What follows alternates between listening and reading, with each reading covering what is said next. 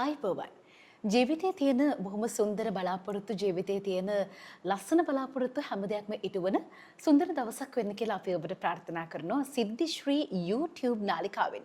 සිද්ධිශ්‍රී YouTube නාලිකාවෙන් අපි අද කතා කරන්න සෝදානම් වෙන්නේ මේ කාල සීමාව ඇතුළත බොහොම විශේෂයෙන් අවධානයට ලක් වුණු මාතෘකාවක් ගැන. ජ්‍යොතිර්වේදය ගැන ගත්තාම විශ්ව ශක්තිය ගැන ගත්තාම මේ හැම දෙයකදීම මේ කාලේ වෙන සිනසුරු මාරුව අපිට කොහොමද බලපාන්නේ කියලා හුඟක් දෙනාගේ අවධානය යොමු වන කාල සීමාවක තමයි සිද්ධිශ්‍රී YouTube නාලිකාවෙන් අපි ප්‍රවීණ ජ්‍යොතිර්වේදී අපේ කලපුරුද්ද දැනපුරුද්ද දැකපුරුද්ද අත්දැකීම් ඒ හැම දෙයක්ම සියල්ලම සපිරි සිඩ්නිද සොයිස මහත්මයාත් එක්ක කතා බහ කරන්න සූදානම් වෙන්නේ. ආයිබෝවන් ඔබතුමාට. අයිබෝවන්. සෙනසුරු මාරුව මෙවර සිද්ධ වෙන්නේ කොයිතරම් කාලයකින්ද? සහ මේ සෙනසුරු මාරුවක් සිදු වීම තුළ කොහොමද මේ රටට මේ කතාව බලපාන්නේ? පොදුවේ ගත්තාම කොහොමද මේ බලපෑම? සෙනසුරු මාරුව පුතා අපේ රටට ගත්තොත් එහෙම කුම්භ රාශිය තමයි අපේ කේන්දරේ, ලංකා කේන්දරේ. එතකොට ජනරජ කේන්දරය කියන්නේ ඔය පාර්ලිමේන්තුව නිවේදන කරන ඒ කොම් කටයුතු වලට එන්නේ සිංහ ලග්නේ. එතකොට සිංහ ලග්නේ කුම්භ ලග්නේ කියන්නේ අපේ මහ ජනතාව නියෝජනය කරන්නේ කුම්භ ලග්නේ. සෙනසුරු තමයි කොහොමත් අපිව නියෝජනය කරන්නේ. එතකොට මේ කුම්භ ලග්නේ සෙනසුරු ගිය කාලේ අපිට බොහෝ කරදර වුණා, ආණ්ඩු පෙල්ලුණා, ඒ වගේ දේවල් ගොඩක් දේවල් සිද්ධ වුණානේ. ඒ සේරම සිද්ධ වෙලා දැන් ඔන්න සෙනසුරු යන්නේ එතකොට මීන රාශියටනේ. ඒතර ලංකා කේන්දරේ 7 අවුරුදු ඒ රාෂ්ටකයෙන් 5ක් ඉවර වෙලා ආපහු මේ 29 වෙනිදා ඉඳලා තවත් දෙකමාරක් යනවා. හැබැයි යන්නේ ලංකා කේන්දරේ ධනස්ථානෙට දෙවන්නට. මේ දෙවන්නට ගියාම මේකේ ග්‍රහයෝ 6 දෙනෙක් මාරු වෙන වෙලාව තියෙනවා. ඒ මාරු වෙන වෙලාවේ තියෙන ග්‍රහයෝ 6 දෙනාගෙන් අපි ගත්තම රවිත් ඉන්නවා එතන ධනස්ථානේ. එතකොට මම කිව්වනේ ජනරජ කේන්දරයට තියෙන්නේ 8 අධිපතිය කියලා. එතන ඒ රාෂ්ටකයක් තියෙනවනේ. එතන 8 අධිපතිය දෙවෙනි ඉන්න වෙලාවක තමයි මේ ග්‍රහ මාරු වෙන්නේ. මේ ග්‍රහ මාරුව වෙනකොට රටේ තත්ත්වය ඇත්තටම 100% හොඳ තත්ත්වයක් තියෙනවා කියලා කියන්න බෑ ජනරජ කේන්දරයට. හොඳද? ජනරජ කේන්දරයට හොඳ තත්ත්වයක් තියෙනවා කියන්න බෑ. මොකද පාර්ලිමේන්තුවේ රණ්ඩු වෙනවා, ඒ වගේ දේවල් වෙනවා. නීතිය දැන් අපිට පේනෝනේ ක්‍රියාත්මක කරගෙන යනවා කියලා. නමුත් ඒක 100%ක්ම ක්‍රියාත්මක කරගන්න බෑ. බැරි වෙලා හිර වෙනවා මේ 29 වෙනිදාන් පස්සේ. බොහෝම මේ පවතින තත්ත්වය. මේ පවතින තත්ත්වයත් එක්ක මේ 29 වෙනිදාන් පස්සේ බොහෝ දුරට හරියට කරදර වෙනවා. එතකොට මේකෙදි අපි බැලුවොත් එහෙම මේ සෙනසුරු ග්‍රහ මාරුවේදී විශේෂිත වූ සුබඵල ගේන ලග්න දෙකකුත් තියෙනවා. විශේෂිත වූ අසුබඵල ගේන ලග්න දෙකකුත් තියෙනවා. එතකොට මේ ලග්න දෙකයි අර ලග්න දෙකයි ලග්න හතරකට දෙකක් සුබයි, දෙකක් ගොඩාක්ම සුබයිනේ. අනිත් දෙකක් ගොඩාක්ම අසුබයි. එතකොට මේකෙන් එකක් තමයි ජනරජ කේන්දරේ. ඒතර ජනරජ කේන්දරේ කියලා කිව්වම අපි ගොඩාක් දුරට කතා කරන්නේ දේශපාලනයට යන්න වෙනවනේ. අපි එතනට යන්න අවශ්‍ය නැහැ. නමුත් බොහොම අවුල්සහගත ප්‍රශ්න ලියා ගන්න බැරුව හරිම කරදර මැද්දේ තමයි මේ ඉදිරියේදී රටවක්වානුව ගෙනියන්නේ. ඒක තමයි ඇත්ත. අපි ලග්න පලාපල ගත්තොත් රාශි 12ක ලග්න 12ක් තියෙනවා. සෙනසුරුට එක වටයක් එන්න වසර දෙකමාරක් යනවා. එතකොට මේ ග්‍රහවල් වල වටේ මේ කොටු 12 වටේ සෙනසුරුට ගමන් කරන්න අවුරුදු 30ක් යනවා. එතකොට මේ අවුරුදු දෙක මේ 30ක වටරවුමක් ගහගෙන තමයි මේ ඇවිල්ලා තියෙන්නේ දැන් මීන රාශියට සෙනසුරු. හරිද? ඒතර මේකේ ගත කරන්නේ දැන් අරකේ දෙකමාරක් ගත කරලා තමයි මේකට දෙකමාරක් ගිහිල්ලා තියෙන්නේ. මේ දෙකමාර පටන් ගන්නෙ ඔන්න 29 වෙනිදා. හරියටම රාත්‍රී 9:45ට තමයි පටන් ගන්න. ඒ 9:45ට පටන් ගත්ත තැන ඉඳලා තමයි මේ අපිට මොනවද වෙන්නේ කියලා ඉදිරියට පෙන්වුම් කරන්න. ඊට කලින් අපිට කියන්න පුළුවන් අපි අනාගතය කියනවනේ.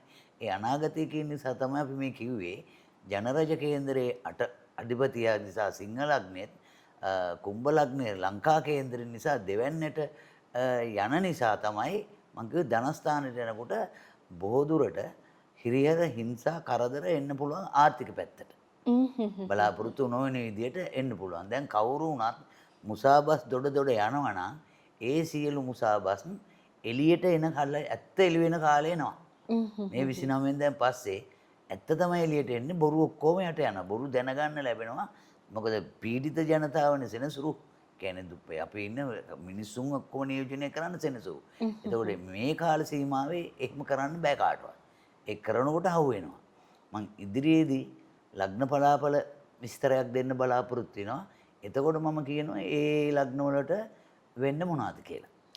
දැන් හිතන්නකො මෙහෙම දැන් ඔය සෙනසුරු මාරුවත් එක්ක විසඳ ගන්න ලියා ගන්න ප්‍රශ්න හුඟක් තියෙනවා. හරි විදිහට මේ හොයාගන්න බැරි වුණු හරි විදිහට කතා බාර ලක් නොවුණු කතා හුඟක් තියෙනවා. එවන් පසුබිමකින් දැන් තමයි අපි මේ හරි විදිහට මේ පැහැදිලි කිරීම විග්‍රහය ඔබත් එක්ක බෙදා හදාගන්නේ. සිද්ධිශ්‍රී YouTube නාලිකාව ඔස්සේ හැමදාම වගේම අදත් මේ වීඩියෝ පටේනොත්. කෙනෙක්ට හිතෙන්න පුළුවන් මෙවර සෙනසුරු මාරුව සිද්ධ වෙන වෙලාවෙදිම දරුවෙක්ගේ උපත සිද්ධ වෙනවා. මොකද වෙන්නේ මේ දරුවට සෙනසුරු මාරුව සිද්ධ වෙන වෙලාවෙදිම දරුවෙක්ගේ උපත සිද්ධ වෙනවා නම් ඒ දරුවගේ අනාගතයේ සුබයිද අසුබයිද කොහොමද මේ කතාව? එතකොට මේ සෙනසුරු මාරුව වෙන වෙලාවේදී උදා තත්කාලේ උදා වෙන්නේ අපි කියමු දරුවෙක් කාගේ හරි ඉපදෙන වෙලාව 9:44යි 45යි ඇතුළත කියලා. අපි 9:45ට ගමුකෝ. 9:44ට ගත්තොත් සෙනසුරු ඒ පොඩ්ඩෙත් ඉන්නේ කුම්භ රාශියේ. 9:45ට ගත්තොත් අපි සෙනසුරු එනවා මීන රාශියට. ඒතර මේ මීන රාශිය දෙනකොට ඒ වෙලාවේදී අපි උදා තත්කාලේ ගවත්තම අපිට තත්කාලයට වැටෙන්නේ උච්චික රාශිය. ඒතකොට උච්චික රාශිය තත්කාලයට ලග්නෙට වැටෙනකොට නවාංශකයේ වැටෙනවා අපිට සිංහ රාශිය. සිංහ නවාංශකේ. එතකොට සිංහ නවාංශකේ වැටෙනකොට එදා දවසේ උදා වෙලා තියෙන නැකත තමයි රේවති නැකත. මේ රේවති නැකත කියන්නේ බුධ ග්‍රහයට අයිති නැකතක්. එතකොට මේ බුධ ග්‍රහයට අයිති නැකතක් අපි ඒ වෙලාවේදී බැලුවොත් මේ ළමයා ඉපදිච්ච වෙලාවට ගණන් හදලා බැලුවම අපිට වැටෙනවා උච්චික ලග්නෙත් සිංහ නවාංශකෙත්. ඒතර අපි මේකේ බලනවා රේවති නැකත. එතන රේවති නැකත කියන්නේ බුදටනේ. ඒතර අපි මේකේ බලනවා ගැනලා දසා ප්‍රමාණය කොච්චරක් තියෙනවද කියලා. ඒතර මේ දසා ප්‍රමාණය ඒ වෙලාවේ ඉපදිච්ච ළමයාට තියෙන්නේ බුධ මහ දසාවේ වර්ෂ 15යි මාස 1යි දින 21ක් තියෙනවා.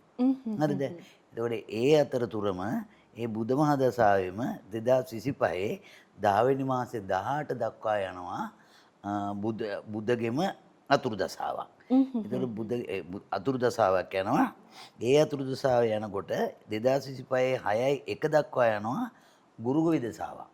මේ විදිහට තමයි දසාවල් ටික හැදෙන්නේ. බුද්ධ මහා දසාවත් ගුරුගේ විදසාවත් එක්ක යනකොට අපි හිතමුකෝ මේ ළමයාට තියෙනවා මහෞෂධ යෝගය කියලා යෝගයක්.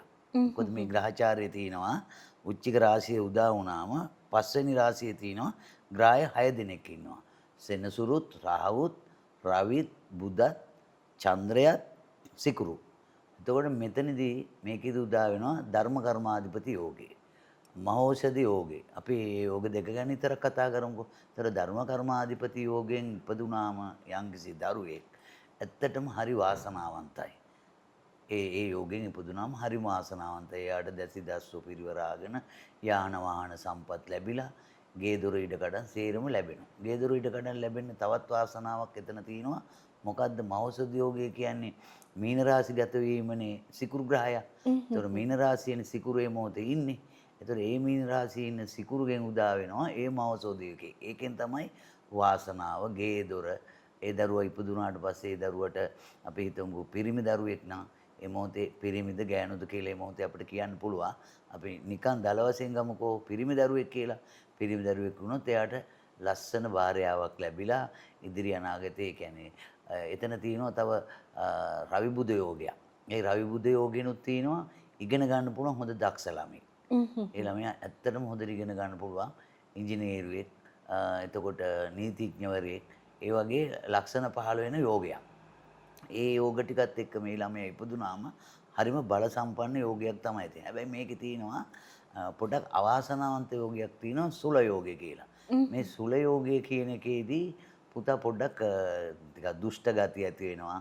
මව්පියන්ට පොඩ්ඩක් සලකන ගති අඩු වෙනවා. ඒ උච්චික රාශිය අපි ගත්තම එතන අපිට බ්‍රහස්පති ඉන්නවා මේ දවස්වල ළමයා ඉපදින වෙලාවේ 7 වෙන්නේ. ඒ බ්‍රහස්පති 7 වෙන්නේ ඉන්නක කෝටියක් දෝෂ භංග වෙනවා එක පේන නිසා.